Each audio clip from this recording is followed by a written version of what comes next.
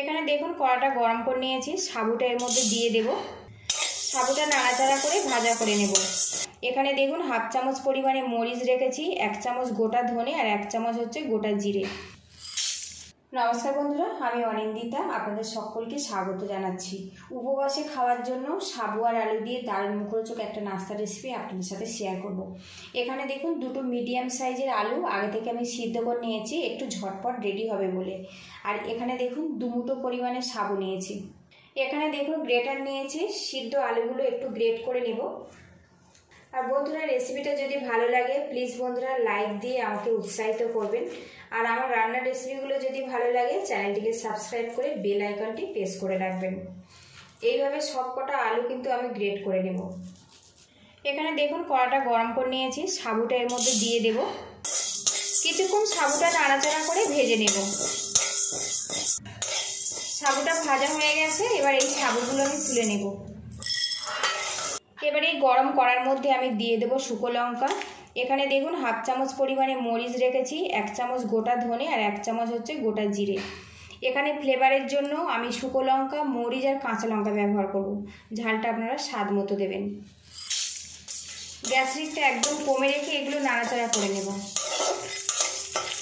আর বন্ধুরা, যে কোনো উপবাসে কিন্তু সব রকম মশলা খাওয়া চলে না। আজকে যে মশলাগুলো আমি ব্যবহার করছি সমস্ত উপবাসে খাওয়া যায়। মশলাগুলো আমার ভাজা হয়ে গেছে, এখন কিন্তু খুব সুন্দর গন্ধ বেরিয়ে আসছে। এবার এই মশলাগুলো আমি তুলে নেব। এবার এই কড়ার মধ্যে 1 মুঠো পরিমাণে বাদাম দিয়ে দেব। বাদামটা নাড়াচাড়া করে ভেজে নেব। আপনারা চাইলে তেল দিয়েও বাদামটা ভাজতে পারেন। এদিকে দেখুন বাদামের গায়ে কিন্তু রং ধরে গেছে, এবার আমি তুলে নেব। যখন দেখবেন বাদামের গায়ের খোসাটা হালকা হালকা ফাটতে শুরু করেছে, বুঝে নিতে হবে যে বাদামগুলো ভাজা হয়ে গেছে। এবার এই কড়ার মধ্যে 1 চামচ পরিমাণে সাদা তেল দিয়ে দিলাম। দিয়ে দেবো সামান্য পরিমাণে গোটা জিরে, দিয়ে দেবো সামান্য পরিমাণে আদা কুচি, দিয়ে দেবো একটা কাঁচা লঙ্কা কুচি। একটু ভাজা ভাজা করে নেব। কাঁচা লঙ্কা আর আদা থেকে কিন্তু খুব সুন্দর একটা গন্ধ বেরিয়ে আসবে। এবার এর মধ্যে দিয়ে দেবো গ্রেট করা আলু। আলুটা বেশ কিছুক্ষণ ভাজা ভাজা করে নেব।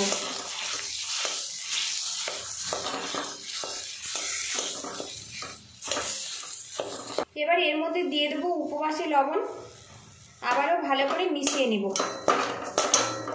ভাজা মশলাটা দেখুন গুঁড়ো করে নিয়েছি। এবারে এর মধ্যে আমি দিয়ে দেবো 1.5 চামচ পরিমাণে। এবারে এর মধ্যে দিয়ে দেবো বাদাম। বাদামটা আমি খোসা ছাড়িয়ে একটু থেঁতলে নিয়েছি। দিয়ে দেবো ধনেপাতা কুচি, ভালো করে মিশিয়ে নেব।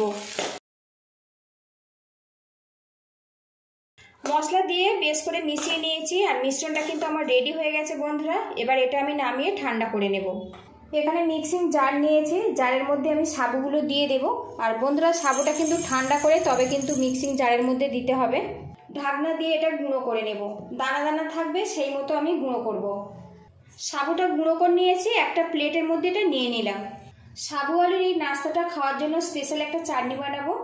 মিক্সিং বোলের মধ্যে দিয়ে দেবো ছোটো বাটির 1 বাটি পরিমাণে টক দই। নাস্তার পরিমাণ অনুযায়ী কিন্তু চাটনিটা বানাতে হবে। এর মধ্যে দিয়ে দেবো ভাজা মশলার গুঁড়ো, দিয়ে দেবো স্বাদ মতো উপবাসী লবণ, সামান্য পরিমাণে চিনি, দিয়ে দেবো কাঁচা লঙ্কা, দিয়ে দেবো সামান্য একটু ধনেপাতা। ঢাকনা দিয়ে ব্লেন্ড করে নেব। চাটনিটা রেডি করে বোলের মধ্যে নিয়েছি। এবারে ওপর থেকে একটুখানি ভাজা মশলার গুঁড়ো দিয়ে দেব। চাটনি রেডি হয়ে গেছে, সাইড করে দেব। এখানে দেখুন দুটো হাতে সামান্য পরিমাণে সাবু পাউডার লাগিয়ে নিয়েছি। এখান থেকে অল্প একটু আলুর মিশ্রণ নিয়ে নেব। আপনারা কিন্তু যে কোনো শেপ দিয়ে এটা রেডি করে নিতে পারেন। আর বন্ধুরা, এই আলুটা কিন্তু একটু স্পাইসি করে বানাবেন, এতে করে নাস্তাটা কিন্তু খেতে ভালো লাগবে। আমি এখানে 2 রকম শেপ দিয়ে আজকের নাস্তাটা আমি রেডি করে নিচ্ছি। হাতে যদি সামান্য একটু জড়িয়ে যায় তো সামান্য সাবু পাউডার আপনারা লাগিয়ে নেবেন। প্রথমে দেখুন গোল করে নিয়েছি, এবার হাত দিয়ে এটা চেপটে দেব। এই শেপটা কিন্তু বন্ধুরা খুবই সহজ, যে কেউ পারবে। আমি এখানে প্রথমে একটু কাটলেটের শেপ দিয়ে রেডি করে নিচ্ছি। আর এখানে একটু ছোট ছোট করে বানাচ্ছি। আপনারা কিন্তু বড় ছোট যেমন ইচ্ছে শেপ দিয়ে বানিয়ে নিতে পারবেন। তো দেখুন একটা কিন্তু আমার রেডি হয়ে গেছে। আরও একটু আলুর মিশ্রণ নিয়েছি। এবারে দেখুন আলুটা কিন্তু আমি লম্বা শেপ দিয়ে নিয়েছি। একটু লম্বা করে দেব। তো দেখুন আরও একটা শেপ রেডি করে নিয়েছে। এইভাবে আমি সবগুলো রেডি করে নেব।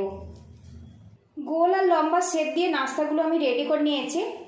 এখানে সাবু মিশ্রণের মধ্যে সামান্য উপবাসী লবণ দিয়ে দেব সামান্য ভাজা মশলার গুঁড়ো দিয়ে এটা ভালো করে মিশিয়ে নেব। এখানে দেখুন বন্ধুরা বোলের মধ্যে সামান্য পরিমাণে জল নিয়েছি। এবার এই আলুর মিশ্রণটা জলের মধ্যে হালকা করে কোট করে নেব। আর এটা কিন্তু খুব ঝটপট কোট করে রেডি করে নিতে হবে। এখানে যে সাবুর মিশ্রণটা আমি রেডি করেছি এর মধ্যে দিয়ে কোট করে নেব। আপনারা কিন্তু চাইলে পটেটো টার্চ ব্যবহার করতে পারেন। আমার হাতের ধারে পটেটো টার্চ নেই, সেই জন্য আমি জল ব্যবহার করছি। তো দেখুন একটা কিন্তু নাস্তা আমার রেডি হয়ে গেছে। আরও একটা আপনাদেরকে দেখিয়ে দিচ্ছি।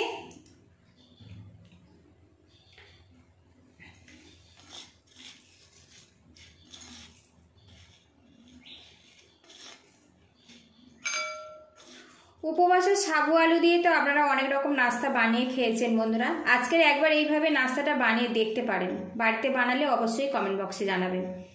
ভালো করে সাবুটা দিয়ে কিন্তু কোট করে নেব। আরও একটা রেডি হয়ে গেছে আর সবগুলো আমি এইভাবে রেডি করে নেব। সাবু আলুর এই নাস্তাগুলো ফ্রাই করার জন্য তাওয়া বসিয়েছি। এর মধ্যে সাদা তেল দিয়ে দেব। আর আজকের নাস্তাটা আমি শ্যালো ফ্রাই করব। তেলের পরিমাণটা একটু কম রাখবো। তেলটা ভালো করে গরম করে নেব। তেলটা গরম হয়ে গেছে, এর মধ্যে নাস্তাগুলো আমি দিয়ে দেব। এই নাস্তা ভাজতে কিন্তু বন্ধুরা খুব বেশি সময় লাগবে না। 3 পিস নাস্তা দিয়ে একটু ফ্রাই করে নিচ্ছি। কিছুক্ষণ ফ্রাই করে নিয়েছি, এবার এটা আমি উল্টে দেব। আর বন্ধুরা এই নাস্তাটা যেহেতু সাবু দিয়ে বানানো হচ্ছে তাই কিন্তু কালারটা সাদাই হবে। সাবু দিয়ে বানাচ্ছি বলে কিন্তু ওপরটা খুব মুচমুচেভাবে তৈরি হবে। উপবাসের বিকালে মুখরোচক যদি কিছু খেতে ইচ্ছে হয় বন্ধুরা, আলু আর সাবু দিয়ে এই নাস্তাটা একবার বানিয়ে দেখতে পারেন। রেসিপিটা যদি ভালো লাগে প্লিজ বন্ধুরা লাইক শেয়ার সাবস্ক্রাইব করে আমাকে একটু সাপোর্ট করবেন। কিছুক্ষণ ফ্রাই করে নেব, নাস্তাটা আমার রেডি হয়ে যাবে। উল্টে পাল্টে নাস্তাগুলো কিন্তু আমি ফ্রাই করে নিয়েছি বন্ধুরা। এখন কিন্তু হালকা হালকা ব্রাউন কালার চলে এসেছে, এইভাবে রেডি করে নেব। আর এই নাস্তাটা কিন্তু খুব মুচমুচেভাবে তৈরি হয়েছে। দেখুন বন্ধুরা, শব্দ শুনে বুঝতেই পারছেন। আর আপনারা চাইলে কিন্তু আমি যে তেল ব্যবহার করেছি ভাজার জন্য এর থেকেও কম তেল দিয়ে কিন্তু আপনারা ভেজে রেডি করে নিতে পারবেন। নাস্তাগুলো আমি এবার তুলে নেব। এখন দেখুন প্যানের মধ্যে কিন্তু বেশ অনেকটাই তেল রয়ে গেছে। বাকি নাস্তাগুলো আমি ফ্রাই করে নেব। সাবু আর আলু দিয়ে কিন্তু দারুণ স্বাদের মুখরোচক নাস্তা আমার সবগুলো আমি রেডি করে নিয়েছি। আর বন্ধুরা এটা কিন্তু কতটা মুচমুচে হয়েছে সেটাই আপনাদেরকে আমি দেখাবো। শব্দ শুনে বুঝতে পারছেন এটা কতটা মুচমুচেভাবে তৈরি হয়েছে। সাবু দিয়ে বানিয়েছি বলে এটা ভাববেন না যে এটা মুখরোচক হয়নি বা মুচমুচে হয়নি। যদি ভালো লাগে তো বাড়িতে এইভাবে একবার ট্রাই করার অনুরোধ রাখছি। আর বানালে অবশ্যই কিন্তু কমেন্ট বক্সে জানাবেন।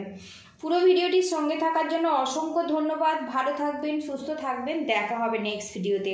সাবু আলুর এই নাস্তাটা আমি দই চাটনির সাথে পরিবেশন করব। পুরো ভিডিওটির সঙ্গে থাকার জন্য অসংখ্য ধন্যবাদ। ভালো থাকবেন, সুস্থ থাকবেন। দেখা হবে নেক্সট ভিডিওতে। সত্যি বন্ধুরা, উপোসের দিনে আমরা যদি এইরকম একটা মুখরোচক নাস্তা পাই বন্ধুরা, মনটাও কিন্তু খুব ভালো হয়ে যায়। খুবই টেস্টি, সাথে কিন্তু খুবই হেলদি। আজকের এই নাস্তাটা পুরোটাই রেডি করতে বন্ধুরা আমার কিন্তু 3 টেবিল স্পুন তেল লেগেছে। কি যে ডিলিশিয়াস ভাবে তৈরি হয়েছে আপনারা কিন্তু না খেলে বুঝতে পারবেন না।